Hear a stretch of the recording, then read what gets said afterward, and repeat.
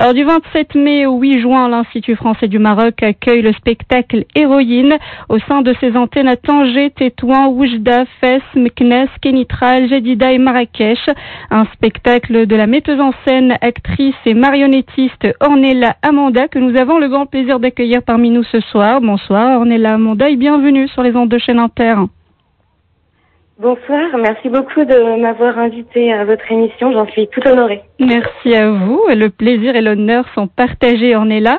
Alors tout d'abord, on va commencer à parler de votre parcours artistique. Vous débutez en 2010 comme comédienne dans une comédie musicale et en 2016, vous vous intéressez à la relation de la marionnette dans le secteur de l'handicap.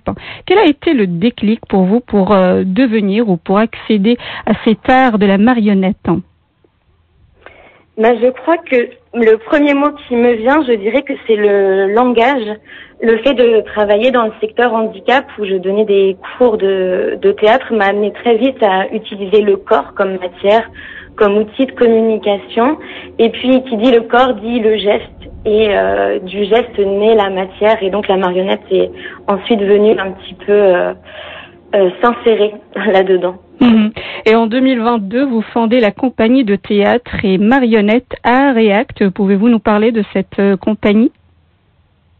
Oui, bien sûr. Alors, Art et Acte, c'est une compagnie de théâtre et de marionnettes qui axe principalement son travail autour de la relation entre l'acteur et la marionnette. C'est-à-dire que sur scène, les comédiens jouent avec des marionnettes plutôt à taille humaine et interagissent ensemble pour créer un langage et des images pour faire rêver. Alors, qu'est-ce qui caractérise l'art de la marionnette, Ornella Amanda ?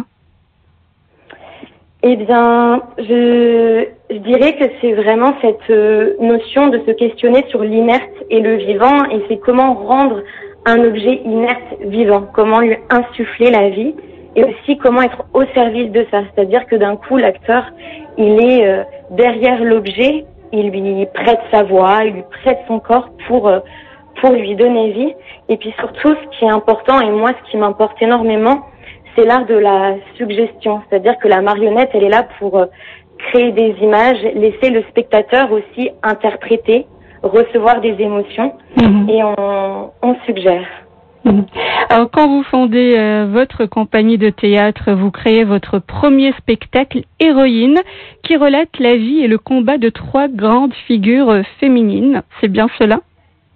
Exactement. Alors, pouvez-vous nous en parler de ces 3 figures féminines que vous avez choisi de présenter ? Bien sûr. Alors déjà, pour commencer, ce qui m'a inspirée pour écrire ce spectacle, c'est avant tout cette question de qu'est-ce que l'héroïsme et précisément l'héroïsme au féminin. Et puis à travers mon parcours de comédienne à beaucoup interpréter des rôles féminins, j'avais très envie les rôles qui m'intéressaient, qui étaient un petit peu plus combatifs, c'était des rôles masculins et je me suis interrogée, mais est-ce qu'on a des héroïnes pareilles qui sont des héroïnes au même titre que des héros? Et puis c'est là que j'ai commencé à chercher ces histoires-là, et donc j'ai découvert en premier lieu l'Amazone, Pentésilée.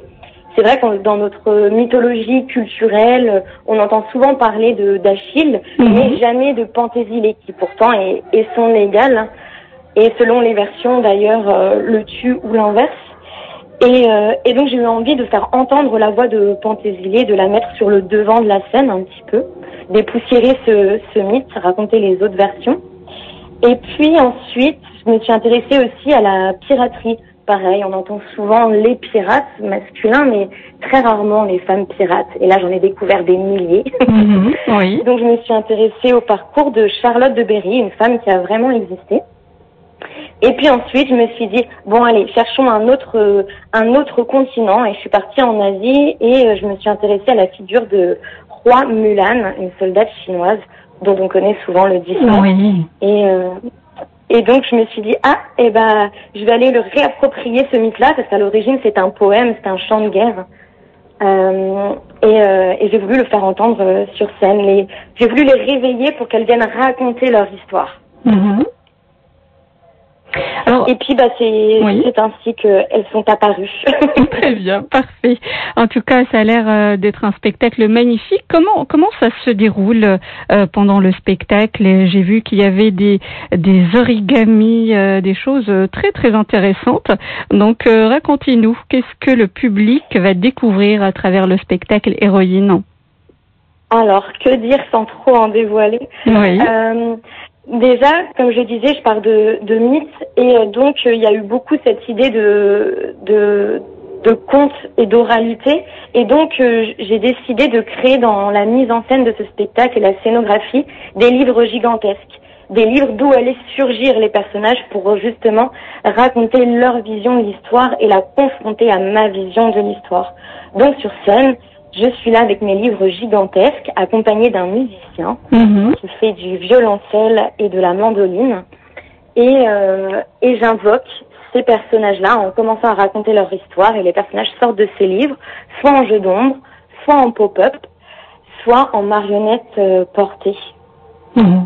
Très bien. Alors, et pour l'équipe qui travaille avec vous, pouvez-vous nous les présenter? Le musicien, oui, bien sûr. Notamment. Alors, oui. je parlais justement du musicien qui s'appelle Todorus Pistiolas et qui est réalisateur à ses heures perdues, mais également musicien, et qui a donc composé toute la musique du spectacle et qui réagit, interagit en direct avec ce que je raconte ou ce que les marionnettes racontent. Alors, en parlant de musique, oui, allez-y. Non, et j'allais dire que qui m'accompagne aussi, il y a David Martinez, qui est donc le créateur Lumière. Bon, je ne cite que eux qui sont avec moi sur scène, mais il y a plein d'autres personnes, bien sûr, qui ont apporté leur savoir-faire ou leur complicité pour m'aider à créer ce spectacle, comme des constructeurs. Et voilà ce que je peux déjà dire. Alors, vous avez évoqué la musique et également la lumière. C'est vrai que la présence musicale et la lumière sont aussi importants que transmettre l'histoire, n'est-ce pas? Complètement. Vraiment, musique, lumière et puis le jeu, le texte, ça cohabite ensemble pour vraiment créer l'image et créer l'histoire. Et c'est vraiment une composition, on va dire, minutieuse où tout se rythme ensemble pour créer ce vivant finalement. Alors vous jouez au Maroc depuis le 27 mai. Comment ça se passe avec les spectateurs, leur réaction? Alors déjà, j'ai envie de dire extraordinaire. Oui. C'est un épanouissement vraiment pour nous, toute l'équipe, et une chance d'être ici et de partager ces histoires héroïques. Et c'est aussi un épanouissement de voir sur les visages des spectateurs, que ce soit aussi bien des enfants comme des adultes, car c'est vraiment un tout public, de voir aussi leur émerveillement parce que on n'a pas forcément la même culture artistique ni la même culture de la marionnette. Et en plus, nous, on part d'une tradition, mais qu'on explose complètement pour se réapproprier aussi et réinventer la marionnette à notre manière. Et donc, c'est beau de voir ces visages qui s'écarquillent à la vue de ces très grandes marionnettes. Et puis, ce qui est intéressant aussi, c'est qu'il y a beaucoup de textes. Je parle en français tout le long. Oui. Et on a pu jouer dans des grandes villes, mais comme dans des villages aussi où le français n'était pas du tout une langue qui était connue. Et j'ai eu peur d'un coup. Je me suis dit, mince, est-ce qu'ils vont recevoir cette histoire? Et ça a été la plus grande surprise, bien sûr, qu'ils l'ont reçue parce qu'ils ont reçu les images, la lumière, le son et finalement, c'est là où il y a eu toute la beauté, on va dire, de la marionnette. C'est que par l'image, ils ont reçu l'histoire. Et soit par la force des archétypes, des personnages, ou leur esthétique, ou le rythme de la musique aussi, le danger, la tristesse. Et ça, je pense que c'est un pouvoir un petit peu de la marionnette, de pouvoir raconter et ne pas créer son langage. Très bien. Quelles sont les prochaines dates vous allez jouer et dans quelle ville? Alors, que je ne dise pas de bêtises. Oui. Nous allons jouer le 6 juin à Kenitra. Ensuite, il me semble, le 7 juin à El Jadida. Oui. Pardonnez-moi si je prononce très mal avec mon accent. C'est parfait. J'essaye de faire des efforts. C'est parfait. Et ensuite, on joue le 8 juin à l'Institut français de Marrakech. Très bien. 3 belles villes. En tout cas, on vous souhaite une très très bonne continuation. Alors, vos projets théâtrales et artistiques, on est là, Amanda? Alors, à la suite de ce spectacle-là, j'ai créé un autre spectacle l'année dernière qui s'appelle Celle-ci, ce que l'on porte. Pareil, avec de la musique live, plusieurs comédiens cette fois-ci sur scène et des marionnettes tout aussi grandes où là c'est une histoire dans les abysses, dans les profondeurs. J'ai un petit peu, on va dire, exploré l'histoire de Charlotte de Berry, la femme pirate, mais un petit peu plus dans l'univers, où on plonge dans les abysses et à la fois on est sur un bateau. Et puis là, je m'apprête à créer un troisième spectacle.